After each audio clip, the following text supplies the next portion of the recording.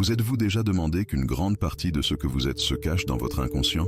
Carl Jung croyait que, à l'intérieur de nous, il existe un univers entier, rempli de symboles, d'archétypes et de secrets qui influencent nos choix, nos émotions et même nos peurs. Et le plus fascinant, il a trouvé des moyens de révéler tout cela à la lumière. Dans cette vidéo, vous allez comprendre comment explorer ces profondeurs peut transformer votre vie. Carl Jung, dans sa quête inlassable de découverte de soi, a fait de la personnalité humaine son domaine d'étude le plus profond et intrigant. Inspiré par la célèbre phrase de Terence « Rien de ce qui est humain ne m'est étranger », Jung n'a pas seulement reconnu la complexité de la psyché, il en a embrassé toute l'étendue. Il comprenait qu'explorer la psyché revenait à naviguer dans des mers inconnues, souvent pleines de défis, mais également riches de trésors psychologiques. Réfléchissez-y. Combien de fois nous sentons-nous étrangers à nous-mêmes? Jung nous apprend que cette sensation est, en réalité, une porte ouverte pour mieux nous connaître. Dans des périodes de désorientation, comme celle que nous vivons aujourd'hui, Jung croyait que plonger dans la compréhension de la psyché était une nécessité presque urgente. La psyché, ce mystérieux univers intérieur, est à la fois notre refuge et le théâtre de nos plus grandes batailles. Jung voyait que, pour comprendre la conscience et l'inconscient, il fallait aller au-delà du superficiel et chercher des réponses dans nos expériences les plus intimes. Implicitement, il nous invite à faire de même, à nous asseoir, réfléchir et observer ce qui se passe dans notre monde intérieur, en particulier lorsque tout autour semble chaotique. Sa quête n'était pas seulement académique, mais profondément humaine. Jung ne voulait pas seulement étudier les individus, il souhaitait aider l'humanité à trouver un équilibre entre ce que nous sommes et ce que nous pouvons devenir. C'est comme s'il disait « La psyché est un puzzle complexe, mais chaque pièce compte ». Il voyait dans la connaissance psychologique une boussole capable de guider l'individu dans les moments de crise. Et vous? Vous êtes-vous déjà demandé si vos crises pourraient être le début de quelque chose de bien plus grand? Peut-être est-il temps d'explorer ce mystère et d'avancer pour comprendre les composantes de la psyché humaine. La psyché, telle que Jung la décrivait, est un univers intérieur aussi vaste que le cosmos, où chaque pensée, émotion et souvenir s'entrelacent dans une danse éternelle. Pour faciliter la compréhension de ce monde fascinant, il a divisé la psyché en deux grandes composantes, la conscience et l'inconscient. La conscience, éclairée comme un projecteur sur une scène, est ce qui nous permet d'agir, de décider et de réfléchir. C'est ici que nous organisons nos idées, que nous prenons des décisions et que nous construisons la narration que nous appelons « moi ». Par exemple, lorsque vous choisissez une tenue ou réfléchissez à une conversation, c'est votre conscience qui agit. L'inconscient, en revanche, est comme le fond de cette scène, immense et sombre, qui coule continuellement sans que nous en soyons conscients. C'est là que résident les souvenirs oubliés, les désirs cachés et les schémas qui façonnent notre comportement sans que nous le réalisions. Vous avez déjà remarqué comment certaines habitudes apparaissent presque automatiquement, ou comment vos rêves révèlent des parties de vous-même qui semblent inconnues. C'est l'inconscient, opérant dans les coulisses. Il agit comme une rivière souterraine, transportant des expériences et des émotions qui façonnent silencieusement, mais puissamment, ce que nous sommes. L'équilibre entre ces deux composantes de la psyché est essentiel à la découverte de soi. Si nous nous concentrons uniquement sur la conscience, nous perdons le contact avec la profondeur de ce que nous sommes. Si nous nous noyons dans l'inconscient, nous risquons de nous perdre dans ces eaux troubles. Jung voyait cette relation comme un dialogue constant, un échange qui nous aide à atteindre une plus grande totalité psychologique. Et peut-être que le grand défi est d'apprendre à écouter ce que l'inconscient nous dit, à travers les rêves, les intuitions ou même les petits faux pas. Mais que trouve-t-on exactement dans ce vaste et invisible territoire? Il est temps d'avancer et d'illuminer les détails de ce monde caché. Imaginez-vous dans un théâtre sombre, où seul le centre de la scène est éclairé par un projecteur. C'est ainsi que Jung voyait la relation entre la conscience et l'inconscient. La lumière qui éclaire la scène représente la conscience, notre capacité à penser, planifier et agir délibérément. Ce faisceau de lumière est petit, mais essentiel, car c'est grâce à lui que nous concentrons notre attention pour gérer notre quotidien. Par exemple, lorsque vous décidez de vous concentrer sur une tâche, en ignorant le reste du monde pendant un moment.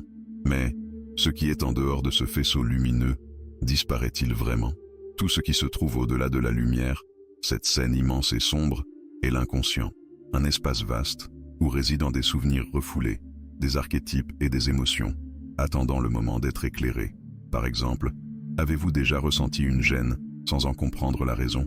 Cette sensation provient de ce qui est dans le reste de la scène, encore hors de portée du projecteur. Jung nous rappelle que, même si nous ignorons souvent cette zone cachée, elle influence ce qui se trouve sous la lumière. Après tout, l'inconscient ne cesse jamais d'exister, même si notre attention est ailleurs. Cette métaphore est une invitation à élargir le faisceau de lumière, à explorer l'inconnu avec courage et intention. Reconnaître que l'inconscient fait partie de nous est le premier pas vers l'intégration de ses richesses. Pourquoi ne pas commencer par observer vos rêves ou réfléchir à des émotions qui semblent surgir de nulle part? Jung croyait que cette expansion de la lumière nous rapproche d'une totalité psychologique plus grande. Et alors, que se passe-t-il lorsque nous examinons les ombres autour de la scène? Cette question nous amène à plonger dans les profondeurs de l'inconscient. Dans son exploration de la psyché, Jung a révélé que l'inconscient est un royaume divisé en deux sphères interconnectées, l'inconscient personnel et l'inconscient collectif. L'inconscient personnel est comme un tiroir rempli de souvenirs individuels, certains oubliés, d'autres refoulés. Il contient des expériences que vous avez vécues, mais qui, pour une raison ou une autre, sont restées hors de portée de votre conscience. Pensez à cette sensation de déjà-vu ou à un comportement que vous ne pouvez pas expliquer. Souvent, ces réponses sont enfouies dans l'inconscient personnel, attendant le moment propice pour émerger. Tenir un journal ou réfléchir à des moments marquants peut être une façon de l'explorer. En revanche, l'inconscient collectif est un territoire beaucoup plus vaste et mystérieux, partagé par toute l'humanité. Il est constitué de schémas universels, connus sous le nom d'archétypes, qui transcendent l'expérience individuelle. Ce sont ces structures qui font que différentes cultures ont des symboles similaires pour des figures comme le héros, la mère ou l'ombre. C'est comme si chacun de nous portait en lui un héritage psychologique commun qui nous relie à l'histoire de l'espèce humaine. Par exemple, avez-vous remarqué comment des récits épiques de différentes époques et lieux partagent des thèmes universels? C'est la manifestation de l'inconscient collectif. Jung nous enseigne que ces deux niveaux de l'inconscient interagissent constamment, façonnant nos vies de façon que nous ne percevons souvent même pas. Explorer l'inconscient personnel peut aider à résoudre des conflits internes, tandis que l'inconscient collectif nous offre une sagesse ancestrale pour affronter les défis universels de la vie. Mais comment accéder à ces couches si profondes? Peut-être que le chemin réside dans l'observation des symboles et des archétypes qui se révèlent dans nos rêves ou dans les mythes qui nous fascinent. Après tout, la richesse de l'inconscient ne s'arrête pas là. Ces éléments universels sont encore plus fascinants. Les archétypes, selon Jung, sont comme des cartes universelles tracées dans notre psyché, façonnant notre manière de percevoir le monde et de relever les défis de la vie. Ils ne s'apprennent pas, mais sont hérités, fonctionnant comme des guides psychologiques. Prenez la figure de la mère. Indépendamment de la culture ou de l'époque, l'image maternelle évoque soin, protection et nutrition. C'est l'archétype de la mère en action, influençant à la fois nos émotions et nos attentes. C'est comme si, dans notre inconscient collectif, nous transportions des scénarios prêts à l'emploi pour comprendre et gérer des situations fondamentales de l'existence. Ces schémas apparaissent également dans les moments de crise ou de transformation, guidant nos choix de manière invisible. Le héros, par exemple, est l'archétype qui nous inspire à surmonter les difficultés, même lorsque tout semble perdu. Il surgit dans les récits épiques, comme ceux des super-héros, mais aussi dans la vie quotidienne, comme lorsque vous trouvez le courage d'affronter une peur ou de lancer un projet risqué. L'ombre, un autre archétype important, révèle quant à elle nos aspects refoulés ou inconnus, nous rappelant que la découverte de soi exige du courage pour explorer ce qui se cache en nous et pour intégrer ce que nous y trouvons. Le soi, ou self, peut-être l'archétype le plus puissant, représente la totalité psychologique que nous cherchons à atteindre. Il est comme un point d'équilibre entre la conscience et l'inconscient, l'intégration de toutes nos parties en une harmonie globale. Identifier les archétypes qui se manifestent dans nos vies, que ce soit à travers des rêves, des histoires qui nous touchent ou des comportements récurrents, peut nous aider à mieux comprendre qui nous sommes. Et que se passe-t-il lorsque nous confrontons ces guides intérieurs? C'est là que les archétypes nous invitent à explorer un territoire encore plus profond. L'ombre que nous portons. L'ombre, telle que la définissait Jung, est ce côté caché de nous-mêmes que nous préférons ignorer ou dissimuler. Elle contient tout ce que nous avons refoulé, des faiblesses au désir, et de manière surprenante, des talents. Vous savez, cette peur de vous exprimer ou cette procrastination qui semble inexplicable, ce sont souvent des manifestations de l'ombre qui tentent d'attirer votre attention. Reconnaître son existence est le premier pas pour vivre de manière plus authentique, car tant qu'elle est ignorée, l'ombre agit en silence, sabotant nos plans ou créant des conflits internes. Mais l'ombre ne se compose pas seulement d'aspects négatifs. Elle peut également renfermer des potentiels que nous avons négligés par peur ou par insécurité. Peut-être avez-vous un talent pour diriger, mais la peur du jugement vous pousse à cacher cette capacité. Ou bien vous refoulez votre créativité parce qu'elle ne semble pas correspondre aux attentes des autres. Regarder l'ombre signifie accepter que nous ne sommes pas toujours la version idéalisée de nous-mêmes. Et c'est très bien ainsi. Cette acceptation est libératrice, permettant d'intégrer des parties de vous qui semblaient jusqu'alors perdues. Affronter l'ombre, c'est comme entrer dans une pièce sombre avec une lampe de poche. Ce qui semblait menaçant auparavant se révèle être une partie essentielle de ce que nous sommes. Une manière pratique de commencer est de prêter attention au moment où vous jugez les autres de manière intense. Souvent, cela reflète quelque chose que vous niez en vous-même. Jung croyait que ce processus d'intégration de l'ombre élargissait notre conscience, nous rapprochant de la totalité psychologique. Et une fois que nous acceptons nos ombres, le prochain pas est d'apprendre à écouter la sagesse cachée dans l'inconscient collectif. Que peut-il nous enseigner sur notre chemin? L'inconscient collectif, tel que décrit par Jung, est une source de sagesse ancestrale, partagée par toute l'humanité. Il transcende nos expériences personnelles et connecte chacun de nous à des schémas universels qui façonnent comportements et pensées. Imaginez comment certaines idées ou symboles, comme le héros ou le voyage, apparaissent dans des récits du monde entier, des mythes anciens aux films contemporains. Ce n'est pas une coïncidence. Ce sont les archétypes de l'inconscient collectif qui guident notre compréhension de la vie.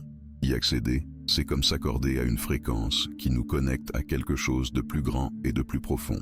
Dans les moments de crise ou de transition, ces archétypes émergent avec force, offrant une orientation psychologique. Pensez à la manière dont les rêves ou les intuitions peuvent surgir lorsque vous êtes confronté à des décisions importantes ou à des changements significatifs. Par exemple, il n'est pas rare que des personnes en période de difficulté soient attirées par des récits de dépassement de soi, comme le voyage du héros. Ces schémas représentent l'inconscient collectif en action, suggérant des chemins pour affronter des défis universels. Jung croyait que reconnaître ces symboles nous aide à naviguer dans les crises avec plus de clarté et de sens.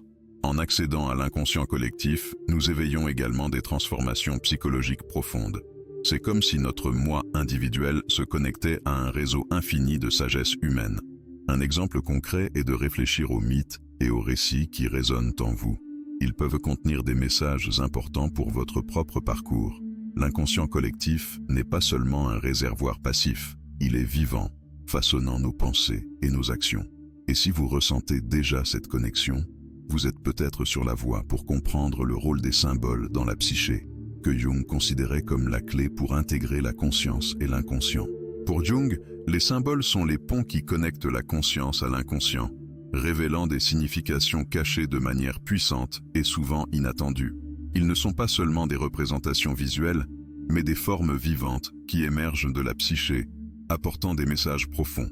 Un exemple clair est la mandala, un symbole représentant la totalité et l'ordre. Jung a observé que la mandala apparaît fréquemment dans les moments de crise ou de transition, suggérant une quête d'équilibre intérieur. Créer votre propre mandala, en dessinant spontanément des formes, peut être un exercice pratique pour explorer ce concept et accéder à votre inconscient. Les symboles émergent spontanément, notamment à travers les rêves, où l'inconscient trouve sa voie la plus claire. Vous avez rêvé d'une maison? Peut-être qu'elle vous symbolise, chaque pièce représentant une partie de votre psyché. Ces symboles n'ont pas de signification fixe, ils varient d'une personne à l'autre en fonction de leurs expériences. Jung considérait les rêves comme un terrain fertile pour explorer l'inconscient, et une pratique utile consiste à les noter dès le réveil. Au fil du temps, des schémas et des symboles récurrents peuvent commencer à faire sens, devenant des guides pour votre parcours psychologique. Au-delà des rêves, les pratiques religieuses et les rituels sont de puissants outils pour activer les symboles archétypiques. La méditation, la contemplation d'images sacrées ou même des moments de silence dans la nature peuvent évoquer des symboles qui parlent directement à l'âme. Ces moments nous connectent à l'inconscient collectif, apportant des intuitions que les mots ne peuvent exprimer. Jung croyait que la fonction symbolique de la psyché était essentielle pour intégrer la conscience et l'inconscient. Et en plongeant dans ces symboles, nous commençons à comprendre quelque chose de plus profond. le rôle de la conscience dans cette intégration. Que se passe-t-il lorsque nous commençons à éclairer ces connexions? La conscience, comme Jung nous l'enseigne, est une conquête extraordinaire de la psyché humaine, émergeant du vaste inconscient comme une flamme qui éclaire l'inconnu. C'est elle qui nous a donné la capacité de réfléchir, de planifier et d'adapter nos actions au monde qui nous entoure. Cependant, cette lumière s'accompagne d'un fardeau, le poids du doute, de la peur et des choix. Après tout, avec la liberté de décider, vient la responsabilité d'en assumer les conséquences. Vous avez déjà ressenti ce nœud à l'estomac en prenant une grande décision? C'est la conscience en action, essayant d'équilibrer ce que nous savons avec ce qui reste encore caché. La conscience nous permet d'explorer le monde intérieur et extérieur de manière unique. C'est grâce à elle que nous établissons des connexions, interprétons des symboles et donnons du sens à nos expériences. Cependant, Jung avertit que la conscience, isolée de l'inconscient, peut devenir rigide et limitée.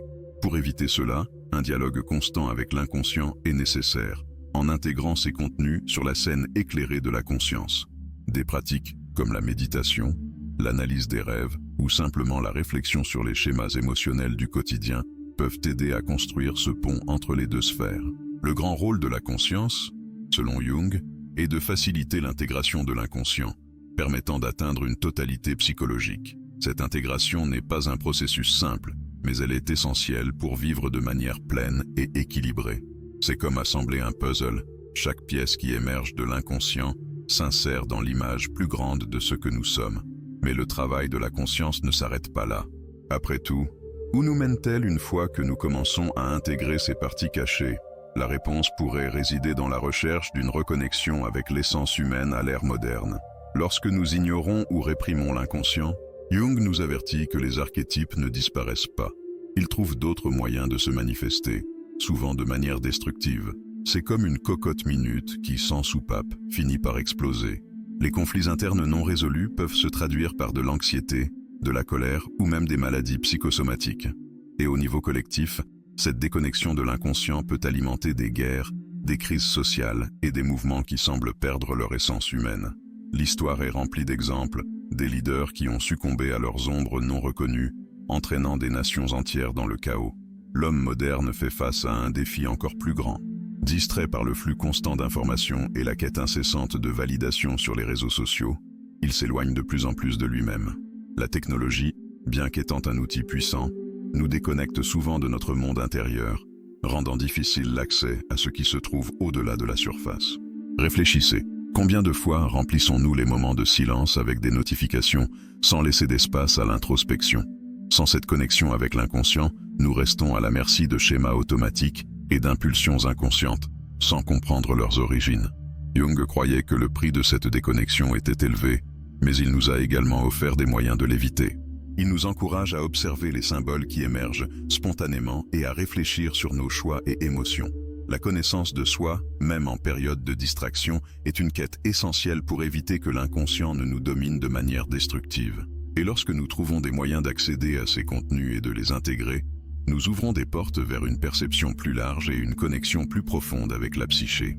Mais comment retrouver cette connexion au milieu du bruit de la modernité? La réponse réside peut-être dans les chemins de reconnexion.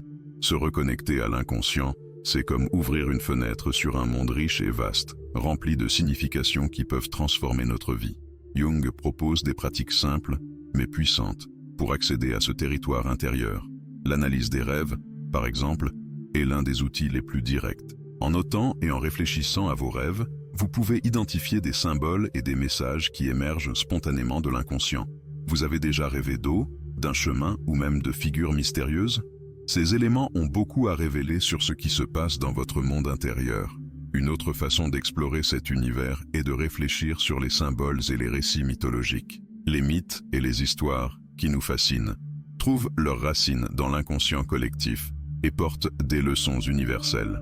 Réfléchissez à un personnage ou une situation dans un film ou un livre récent qui a attiré votre attention.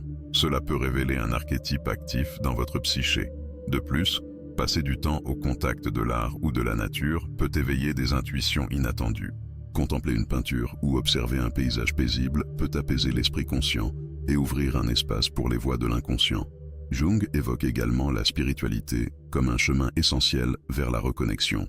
Cela ne signifie pas forcément suivre une religion, mais chercher des pratiques qui favorisent l'introspection et la connexion à quelque chose de plus grand, comme la méditation ou des rituels personnels de gratitude. En intégrant ces pratiques dans votre routine, vous commencez à élargir votre perception, explorant à la fois la conscience et l'inconscient. C'est dans ce processus que la totalité psychologique devient possible. Maintenant, la question est, que ferez-vous de ces clés pour votre monde intérieur? Le voyage vers la connaissance de soi ne fait que commencer. Et maintenant que vous avez découvert les secrets de l'inconscient et le pouvoir des archétypes, la question est, que ferez-vous de ce savoir? Allez-vous continuer à ignorer cette partie si importante de vous-même ou commencer à explorer et intégrer ces couches profondes de votre psyché? Rappelez-vous, la transformation commence en vous. Alors, pourquoi ne pas faire le premier pas dès aujourd'hui? Laissez un commentaire pour partager ce qui vous a le plus marqué et comment vous envisagez d'appliquer cela dans votre vie.